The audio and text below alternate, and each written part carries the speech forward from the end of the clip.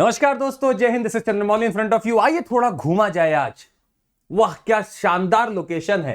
देखिए, माउंटेन भी है, पानी भी कुछ आसपास दिख रहा है, जंगलों में जाया जा रहा है। लगता है कोई बढ़िया आइलैंड टाइप है।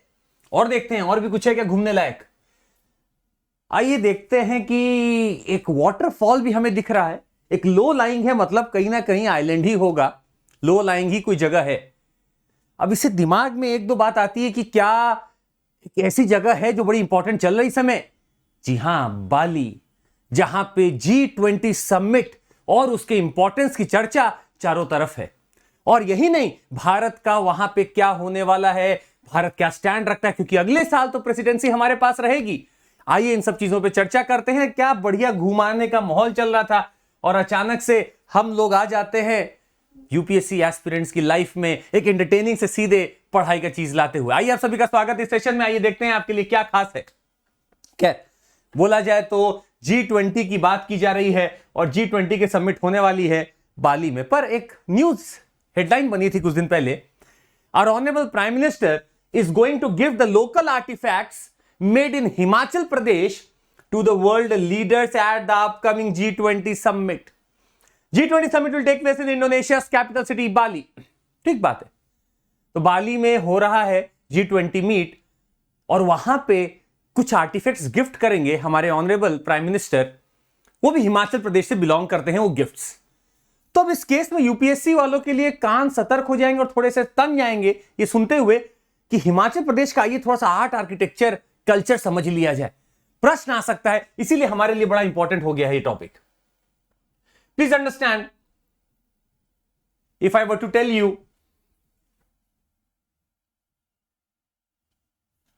just a second. Now, that is not what I meant to show you.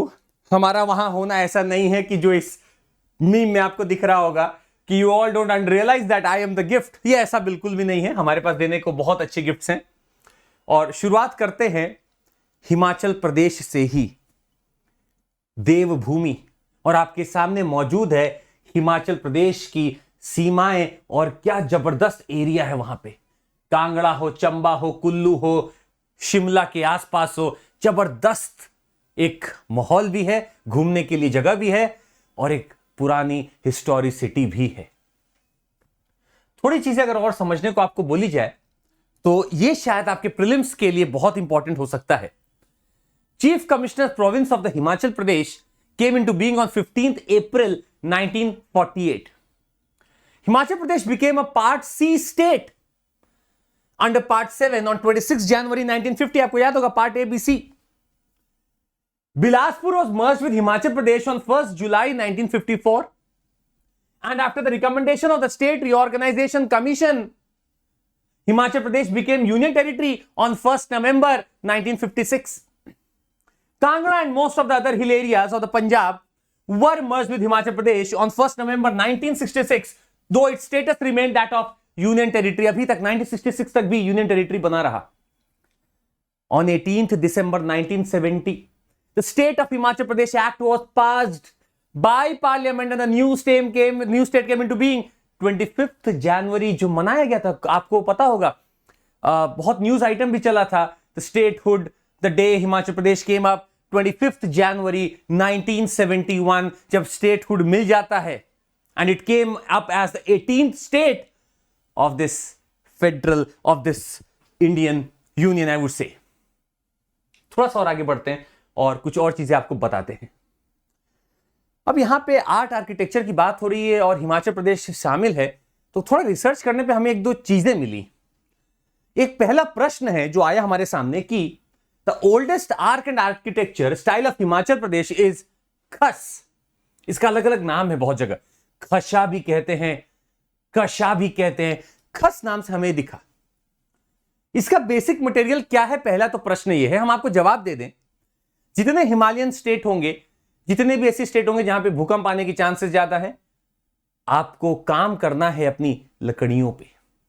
Would is going to be the basic material of this खस आर्किटेक्चर। अच्छा, earliest carvings of the Khasas art of also found in the copper and silver coins of Audambaras in 2nd BC. Chamba and Kullu are main regions of this art. अब कुछ मंदिरों में भी पाया जाता है। फॉर एग्जाम्पल आप देखेंगे शक्ति देवी टेम्पल है चंबा में, मिर्कुला देवी टेम्पल है लाहौल में, दक्षिणी महादेव टेम्पल है कुल्लू में। तो यहां पे भी देखने को मिलता है हमें कुछ खस आर्ट का। खस आर्ट आपका एक तरह से जो अर्लीस्ट आर्यन आए थे, ये उन्हीं का आर्ट आर्किटेक्चर है, उन्हीं का आइडिया है। इसी को मंदिर निर्माण में भी यूज किया गया है। कहीं पिरामिडल भी आपको दिखेंगे, कहीं पेंटागन भी आपको दिखेंगे। तो ये एक आर्किटेक्चर है जिसमें कार्विंग की जा रही है वुड पे। तो अलग अलग तरीके से वुड पे कार्व करके या वुड को जोड़ के टेम्पल भी बनाया जा सकता है, एक स्ट्रक्चर भी बनाया जा सकता है। और खस जहां आप देखें पेपर में आए, वुड पे याद रखिएगा इसका बेसिक मटेरियल वुड है, स्टोन कार्विंग नहीं है, ये वुड है।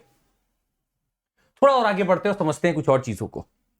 अब ये भी बात निकल के आ रही थी कि ऑनरेबल प्राइम मिनिस्टर साहब क्या क्या देने वाले हैं। तो देखिए ये देने वाले हैं आपका लोकल आर्टिफैक्ट्स लाइक चंबा रुमाल। आप ये देख सकते हैं, ये वाली जो इमेज है आपको एक रुमाल की इमेज है, बहुत अच्छे से बनाई जाती है चंबा रुमाल। दूसरा देखें किन्नौरी शॉल है, हिमाचल मुक्ते है, कांगड़ा मिनिएचर पेंटिंग है, कुल्लू शॉल है, कनाल ब्रास का सेट है। ये सब मिलेंगे सारे वर्ल्ड लीडर्स को। तो इसमें से भी कुछ चीजें हमें लगी जो यूपीएससी के लिए इंपॉर्टेंट हो सकती है। आइए उस पर थोड़ी चर्चा कर लेते हैं। चर्चा का पहला विषय है पहाड़ी स्कूल ऑफ पेंटिंग। ये हमारे लिए वाकई में इंपॉर्टेंट हो जाती है। पहाड़ी स्कूल ऑफ पेंटिंग को अगर आप देखेंगे, there are some features to it. बन क्यों रही है पेंटिंग, पहले समझिएगा।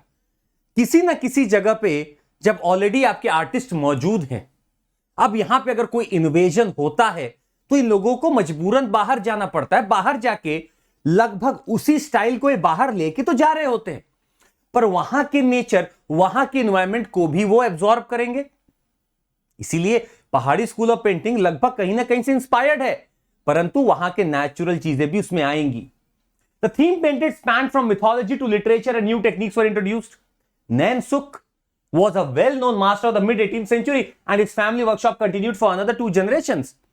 एक एनसीईआरटी है, अगर आप पढ़ेंगे क्लास 11th के एक आर्ट्स की किताब है, उसमें आप बहुत अच्छे से पढ़ सकते हैं।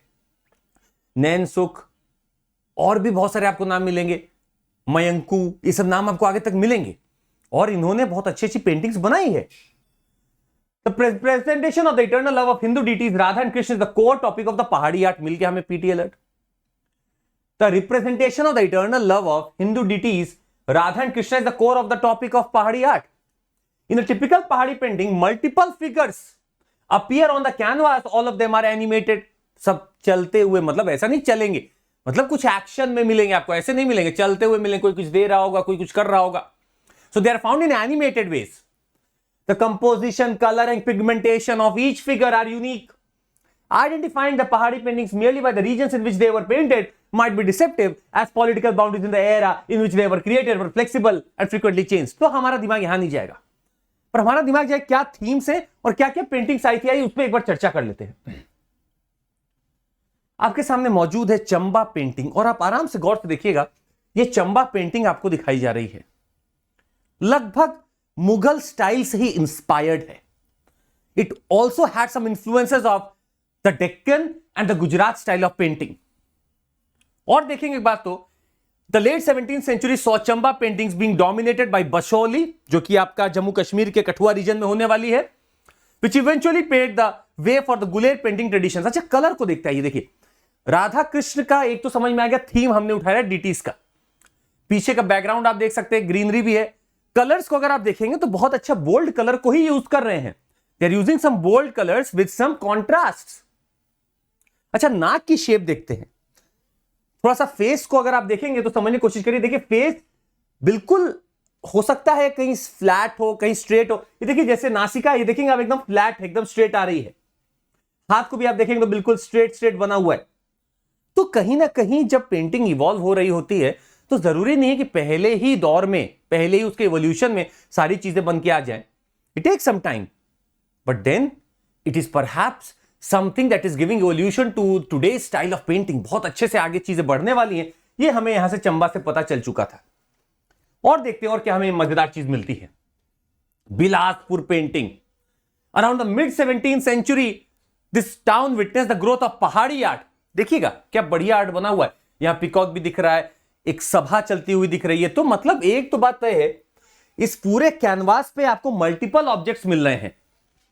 Painters created paintings on coverlets for sacraments and rites in addition to the Bhagavad Puran, Ramayana and the Ragamala series. अब यही क्या करेंगे, एक स्टोरी टाइप बना देंगे, लगभग यही एक स्टोरी टाइप बन जाएगी। कुछ एक्शन होते हुए दिख जाएगा, यहां कुछ एक्शन, यहां कुछ एक्शन, यहां कुछ एक्शन होते हुए दिख रहा होगा, कोई मतलब होगा, कोई इंटरप्रिटेशन होगा। So that is my Bilaspur painting, Guler Kangra style. अब देखिएगा पीछे का कलर, देखिएगा काफी रिफाइनमेंट आया है, काफी नेचर की तरफ गया है। Around the year 1800 the Guler Kangra painting style was form. It was naturalised version of the art work. देखिएगा हमने बोला आपसे, अभी तक जब आप अपने कलर्स को चूज कर रहे थे तो आप ग्रीन को बिल्कुल डार्क ग्रीन रख रहे थे, नेचुरलाइज्ड नहीं था। कांगड़ा गुलेर की अगर आप बात करें, या मेन अभी गुलेर की बात करें, कांगड़ा थोड़ा और रुक जाते हैं, गुलेर की बात करें इसके बाद तुरंत प्रीसीड करेगा या आगे बढ़ जाएगा कांगड़ा में, तो गुलेर का एकदम आप देख सकते हैं कि it's a very naturalised version with noticeable differences in the treatment of the eyes and face modelling. अब आप देखेंगे, अब फेस को, आईज को थोड़ा थोड़ा सा अलग दिया गया है, एक अलग ही जरिया दिया गया है। Landscapes are also frequently shown in Guler Kangra art and this style also emphasised Indian women's grace and delicacy. तो इसमें जिस हिसाब से हमें चीजों को प्रोपोर्शनेट दिखाना चाहिए था, कोशिश की गई है उसी हिसाब से दिखाया जाए। आइए अगला पेंटिंग देखते हैं, Kangra style, by far the most poetic and lyrical of the Indian styles, marked with serene beauty and delicacy of execution. अब आप हमें एक दो पेंटर के नाम नीचे कमेंट बॉक्स में बताएंगे कि कांगड़ा के लिए कौन फेमस पेंटर जाने जाते थे, आप हमें देख के बताएंगे। आई होप आप बता सकते हैं। तो कैरेक्टरिस्टिक फीचर याद रखना है आप लोग को, very important. Characteristic features of the Kangra style are delicacy of lines, brilliance of color and minuteness of decorative details। मतलब माइन्यूट जा जाके डेकोरेटेड, देखिएगा कान का भी कैसे माइन्यूट डिटेल दिखाया गया कि कुछ पहना गया, नथ टाइप भी पहनी गई, उसके ऊपर भी कुछ पहना गया है, तो माइन्यूट डिटेल्स दिखाना, delicacy of lines, brilliance of colours, and this all can be your PT question directly. The distinctiveness is the delineation of the female face with straight nose in line with the forehead which came in the vogue around 1790s is the most distinctive feature of this style। तो ये लगभग चालू हो चुका था आपका चंबा से ही बनना, आगे चल के वही गुलेर बनेगा, वही धीरे धीरे कांगड़ा का भी वैसा ही स्टाइल होगा। तो फोरहेड और उसको दिखाने के लिए लगभग स्ट्रेट लाइन ही चुनी जाती थी। ये आपका हो गया कांगड़ा स्टाइल। आइए कुछ और देखते हैं। I must also talk about the themes and if a direct questions come on it, the most popular themes that were painted were the Bhagavad Puran, पुराणों से भी लिया जाता था, गीत गोविंद जबरदस्त, आप उसमें से पूरा स्टोरी बना के ले सकते थे, नल दमयंती की कहानी ली जाती थी, बिहारी सत्साई, रागमाला एंड योर 12 मास, ये सब कहानी और इनकी सीरीज को लिया जाता था, पेंटिंग किया जाता था। अभी डायरेक्ट क्वेश्चन बन सकता है कि पहाड़ी आर्ट का थीम क्या था, तो ये सारी ही चीजें आपका कांगड़ा के लिए तो फेमस था, स्पेसिफिक था, पर पहाड़ी आर्ट के लिए भी ये यूज होता था। आई एक बहुत बढ़िया नाम है जो हम आपको देना चाहेंगे, नूरपुर पेंटिंग्स। हालांकि देखिए हमने चालू किया था कांगड़ा पेंटिंग से ही, हमने काफी कुछ इसमें देखा है। जो हमारे प्राइम मिनिस्टर साहब दे रहे हैं वो कांगड़ा मिनिएचर पेंटिंग ही दे रहे हैं। मिनिएचर का मतलब एक छोटा फॉर्म होता है, पर यहां पे जब देखेंगे और रिसर्च करेंगे आपको इतना समय नहीं मिलेगा, इसलिए वो रिसर्च आपके लिए हम थोड़ा बहुत कर देते हैं, और भी आते रहेंगे रिसर्चेस। नूरपुर पेंटिंग आपको कहीं देखे समझिएगा हिमाचल प्रदेश, नूरपुर, नूपुर नहीं, Nurpur. Nurpur painting is home और is actually based in Himachal Pradesh. Bright colours and flat backgrounds, bright colors and the flat backgrounds are commonly seen in the Nurpur paintings. Later period substituted subdued colors for the brighter ones। तो कांगड़ा हो या नूरपुर हो, bright colour तो use किया जाता था, ये distinctiveness होती थी। तो when you use bright colours तो आप समझ सकते थे कि आप, अगर आपको ब्राइट कलर दिख रहा तो आप समझ जाइए कि जरूर ये पहाड़ी आर्ट हो सकता है। यहां पे भी हमें देखने को मिलता था नूरपुर पेंटिंग में भी। आई अब बात करते हैं कुछ G20 के बारे में भी। G20 समिट होने वाला है इंडोनेशिया में, और G20 का आपको इंपॉर्टेंस अगर हम बता दें तो आप थोड़ा सा देखने की कोशिश करिएगा। 19 कंट्री प्लस एक यूरोपियन यूनियन आपको दिख रहा होगा, 19 कंट्रीज प्लस यूरोपियन यूनियन। और आप देखेंगे ये G7 का ये है, ये G8 है, रशिया का कोई औचित्य रह नहीं गया, G8 अब कोई बचा नहीं है, पर G20 की आप बात करेंगे तो उसमें रशिया को सम्मिलित आपको करना पड़ेगा, यूरोपियन यूनियन आपको दिख जाएगा। अगर आप आराम से इसको देखें तो G7 में आपके France, Germany, Italy, Japan, United kingdom, USA और कनाडा हो गए। G8 में आप रशिया लेते हैं और G20 में जब आप ऐड करते हैं, ये प्रश्न आपका आया हुआ था प्रीलिम्स में कि क्या टर्की इसमें शामिल है। आप देख सकते हैं टर्की है, साउथ कोरिया है, साउथ अफ्रीका है, सऊदी अरेबिया है, मेक्सिको है, इंडोनेशिया है, चाइना है, Argentina, Australia, Brazil, India, European union, Pakistan कहां है। Now why I am asking you this question is, कई बार हम इमोशनल हो जाते हैं कि अच्छा G20 तो हो सकता है हो, ये वो कंट्रीज हैं जो लगभग इकोनॉमी के बारे में सोचने के लिए तैयार हैं, एक दूसरे से विचार विमर्श कर सकती हैं, डेवलपमेंट के लिए आगे बढ़ सकती हैं। अब वो देश जो इसमें सम्मिलित होना ही नहीं चाहता, ना वो उसका जीडीपी उस लायक है, ना हो सकता है, तो उसको यहां सम्मिलित होने का कोई चांस भी नहीं है। तो आप देख सकते हैं यहां पे आपको नहीं दिखेगा। और लगभग इंडिया अगर आप देखें तो एशिया में आपको चाइना दिख रहा है, इंडिया दिख रहा है, और आप देख लीजिए आपको कौन दिख रहा है आसपास। So that's my point, they can ask you question. Turkey पे वो पूछ सकते हैं इस बार फिर से, टर्की आपका ऑलरेडी पूछा हुआ है, they can ask you again कि क्या टर्की है या नहीं है। पीटी में आया हुआ है, अभी वो कोई और नाम दे देंगे आपको, हो सकता है सऊदी अरेबिया दे दें। सऊदी अरेबिया आप देख सकते हैं, this is your Saudi Arabia. हो सकता है Africa they they, south Africa ये रहा, अफ्रीका का साउथ अफ्रीका। तो थोड़ा दिमाग में बनाए रखिए, हर चीज रटने की जरूरत नहीं है, पर जहां एक्सेप्शन हो वो याद रखिए। नहीं है पाकिस्तान, आपके आसपास के कोई देश नहीं है, इसमें भारत है, और भारत के पास ही प्रेसिडेंसी आने भी वाला है। थोड़ा सा और समझते हैं, its member represents more than 80% of the world GDP. बचा क्या है इसके बाहर? भाई ये सारे डेवलप्ड हो गए, ये कुछ डेवलपिंग हो गए, प्लस जो बीच में रह गए। 80% of the world GDP is here only, 75% of the international trade and 60% of the world population. भाई इंडिया चाइना आ गया, काफी आ गया। 60% से ज्यादा ही पॉपुलेशन होगा, 75% से ज्यादा ही ट्रेड होगा, और 80% से बड़ी ही जीडीपी होगी। ये बात तो आप ऐसे भी समझ सकते हैं, पर ठीक है, लिखा है तो हम मान लेते हैं।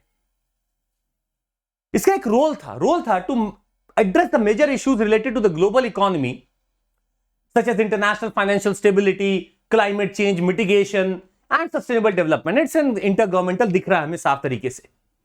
तो ये मीटिंग आपकी होती रहती है, और हम आपको एक बात और बता दें, यहां पे इंडोनेशिया की मीट ने फोकस किया है 3 चीजों पे।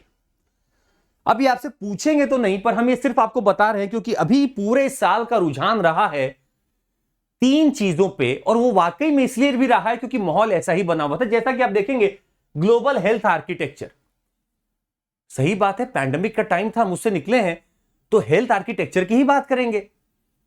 अब यहां पे हेल्थ देख रहा है, हमें पैंडेमिक के समय खराब है, तो हम जाके स्पोर्ट्स की बात तो करेंगे नहीं, तो health architecture. Then it also focused upon sustainable energy transition। तो एनर्जी एक परमानेंट टाइप से रहा है, कॉमन रहा है। And digital transformation has again come up as a very important facet of development. भले जापान की मीट हो, ऑस्ट्रेलिया की मीट हो, और भले G20 मीट हो, यहां पर डिजिटल ट्रांसफॉर्मेशन की बात की गई है। अब मुद्दा यह है कि अब भारत के पास है प्रेसिडेंसी, हमारे पास मुद्दे बहुत हो सकते हैं, हमारे पास इस मौके को पकड़ने का और लाभ उठाने का बहुत बड़ा एक अवसर मिला है। अब दुनिया सुनेगी कि G20 प्रेसिडेंसी भारत के पास है, तो आखिर क्या कहना है भारत को, किन मुद्दों पे? हमारे मुद्दे लगभग पूरे विश्व के लिए ही हैं। देख सकते हैं आप, ग्लोबल कंसर्न है कुछ, तो पहले टेररिज्म की बात करिए, क्लाइमेट चेंज की बात करिए, स्टैगफ्लेशन की बात करिए, ये सब तो कॉमन इश्यूज है जिसपे हम बोलते आए हैं, और यहां पे भी बोलेंगे और लीडर बन के बोलेंगे। Then you talk about some domestic and the regional concerns। हमारे खुद के यहां स्टेबिलिटी नहीं आ पा रही है, जिसके लिए जिम्मेदार कोई और है। हमारे यहां स्टेबिलिटी भंग करने के लिए जिम्मेदार ये लोग हैं। इनको शांत करने के लिए हम उनको मैसेज देंगे कि this world, this year and this decade, this whole sort of century is not about war, this is about development, you have to understand. ये हमारा मैसेज एक जाएगा। तो भले ही आप रिकवरी की बात करें, ट्रेड इन्वेस्टमेंट की बात करें, अनएम्प्लॉयमेंट की बात करें, सब रीजनल स्टेबिलिटी का कंसर्न है। ग्रेटर कोऑपरेशन एंड कोऑर्डिनेशन, तो फ्री ट्रेड एग्रीमेंट की बात हो, सप्लाई चेन्स की बात हो, इकोनॉमिक पूरा बूस्टअप की बात हो, तो हम यहां पे ये भी बढ़ के करने वाले हैं। प्लस हमारे पास कमी नहीं मुद्दों की, क्लाइमेट चेंज से लेके टेक्नोलॉजी ट्रांसफर से लेके लगभग हर उस मुद्दे पे हम लोग आराम से बात कर सकते हैं। And this is our time now, the world might listen to us, कि देखते हैं आखिर इनको क्या बोलना है, कैसे बोलना है, ये अब हमें दुनिया सुनने वाली है। तो उम्मीद है हमारे पास जो ये मेंबरशिप आने वाली है, प्रेसिडेंटशिप आने वाली है, नॉट मेंबरशिप, इससे हम बहुत लाभ उठाएंगे। प्रश्न है आपके लिए ये कि क्या भारत को किसी और की भी प्रेसिडेंसी मिल रही है, और इन दोनों की प्रेसिडेंसी से क्या लाभ हो सकता है? एक छोटा सा क्रिटिकल इवैल्यूएशन नीचे कमेंट बॉक्स में बाद में लिख दीजिएगा या अपनी कॉपियों में लिख लीजिएगा। कभी भी जब ये प्रेसिडेंटशिप मिलती है तो लाभ मिलता है, क्योंकि दुनिया सुनती है आपको। जब आप एक बस पार्ट लेने जाते हैं तो आप बोल के आ जाते हैं। अभी सब कुछ आप मैनेज कर रहे हैं, आप अपने हिसाब से रखेंगे, जो फाइनल लेटर बनेगा वो भी आप ही के द्वारा होगा। तो यहां पे हम जो भी आउटकम देंगे वो हमारे लिए ही नहीं, एशिया के लिए भी और वर्ल्ड के लिए भी इंपॉर्टेंट होने वाला है। मुद्दे बहुत हैं हमारे पास, देखना बस इतना है कि क्या हम किन किन बातों पे बहुत बढ़िया से कर लेते हैं और दुनिया हमारा साथ दे, किन बातों पे दुनिया साथ नहीं देती है, ये देखना अभी बाकी है। उम्मीद है आपको सेशन पसंद आया होगा तो जरूर इसको लाइक, सब्सक्राइब और शेयर करिएगा। This was Chandramouli in front of you, और आपसे मिलते रहेंगे ऐसे ही बहुत सारे सेशंस में। एक चीज और भी सुनते सुनते जाते सुन जाइए, आपसे प्रश्न ही करेंगे हम। बाली को देख लीजिए आराम से, ये देखिएगा बाली का आइलैंड हम आपको दिखा रहे हैं। देखिए बाली है, नूसा दुआ देखिए ये है, यहां पे ही हो रहा है आपका, यहीं पे आपका हो रहा है वो जो समिट है, ये बाली है। ये इंडोनेशिया देखिए, इंडोनेशिया से ये बाली देखिए रहा। सवाल हमारा ये है कि बाली क्या इक्वेटर के नॉर्थ में है या साउथ में है? ये जवाब हमको आपसे चाहिए, नीचे कमेंट बॉक्स में इसका जरूर जवाब दे दीजिएगा। आज के लिए बस इतना ही है, मिलते हैं हम लोग फिर अगले एपिसोड में। आपको जाते बता दें, ऐसा प्लेटफॉर्म है जहां कोशिश की जा रही है बेस्ट देने की। इस चेहरे को बहुत महीनों से आप देख रहे होंगे, कोशिश करिए कि जो बेस्ट ले सकते हैं ले लीजिए। और ये आपका टेलीग्राम चैनल है, इसको आपको फॉलो करना ही है, चंद्रमौली सर फॉर यूपीएससी। और आपको बता दें यहां पे आप ग्रुप भी ज्वाइन कर सकते हैं, चंद्रमौली SIR, इसको भी आप ज्वाइन कर सकते हैं। These are the educators that are going to give you best of the content. Use it and crack this examination sooner. CMC code पे आप लाभ ले सकते हैं। आपको लगता है कि मिल के लग के सर के साथ तैयारी किया जाए, परेशान किया जाए सर को, आंसर दिया जाए सर को, CMC कोड याद रखिएगा, प्लस और आइकॉनिक में आपको फायदा मिल सकता है। कॉम्बो लेना है, जीएस और ऑप्शनल दोनों एक साथ तैयारी करना है, स्वागत है आपका। CMC कोड पे आपको लाभ भी मिलेगा और हम भी मिलेंगे साथ में। सिर्फ ऑप्शनल करना है तो भी स्वागत है, ज्योग्राफी, पबैड, हिस्ट्री सब आप ले सकते हैं, और CMC कोड पे आपको वहां पे भी बहुत अच्छा लाभ मिलेगा। नवंबर का एक्सटेंशन ऑफर आया हुआ है, 15 तारीख तक ही वैलिड है। मतलब आप एक सब्सक्रिप्शन ले लेंगे, आपको कुछ महीनों का एक्सटेंशन मिल जाएगा। जैसे कि अगर आप 24 महीने का लेंगे तो 1 साल का आपका एक्सटेंशन मिल गया, अगर आप 12 महीने का लेंगे तो 3 महीने का एक्सटेंशन मिल गया। कोड आपको याद होगा, CMC पे ही ये सुविधा मिल रही है, CMC is a code. Batches हमारे ऑलरेडी चालू हैं, फिर से चालू होंगे, लाभ लीजिए बैचेस का और बढ़िया से रूटीन तैयारी करिए हम लोग के साथ। I must tell you, CSAT अगर डर है निकाल दीजिए, क्योंकि अब आ चुका है CSAT का अलग से ही प्रोडक्ट, आप ज्वाइन कर सकते हैं सिर्फ 8,999 मतलब 8,999 रुपए में। पर कैसे? CMC कोड याद रखिएगा, CMC कोड लगा के ही आप ज्वाइन कर पाएंगे। और जो एक कंपटीशन हमारा होने वाला है, सिविल सर्विस चैंपियनशिप होने वाली, जो उसमें जीतेगा उनको चांस मिलेगा 21 ऑफिसर से मीट करने का, ग्रीट करने का। गौरव बुदानिया जी हैं जिनको सम्मिलित किया गया है। तो 13 तारीख को ये चैंपियनशिप होने वाली है, जरूर इसमें भाग लीजिए। कल ही है, मतलब अब जब ये जाएगा वीडियो तो मतलब आज ही है, तो आप लोग जरूर सम्मिलित होइएगा इसमें। CMC कोड पे आप रजिस्टर कर सकते हैं, और EMI बना के, पैसा आपको पूरा एक बार में नहीं देना, EMI बना के भी आप दे सकते हैं, उसके लिए भी फैसिलिटी है हमारे पास, कोई इंटरेस्ट चार्ज नहीं लगता उसमें। टेस्ट सीरीज पे पूरा ध्यान चल रहा है हमारा, CMC कोड पे आप उसका भी लाभ ले सकते हैं। हमारा खुद का पूरा फोकस रहता है कि आप लोग अच्छे से उसमें प्रिपेयर करें, और जो देंगे इस बार का इंटरव्यू जरूर बताइएगा कि अपना डैप सबमिट कर देंगे, ताकि हम उनका मॉक ले सके, उनको आइडिया दे सके कि क्या क्या प्रश्न उनसे पूछे जा सकते हैं। इसी सिविल सर्विस चैंपियनशिप के बारे में आपको बता रहे थे, ये हो रहा है, 50% लोगों को पक्का कोई ना कोई स्कॉलरशिप मिलेगी। यूज करिएगा, सब्सक्रिप्शन लेने में फायदा आपका ही है। That would be all from my side, thank you so much, take care, जय हिंद। और निरंतरता ही सफलता की कुंजी है, जो निरंतर है वही तो सफल है। Thank you so much, take care, जय हिंद, बाय बाय।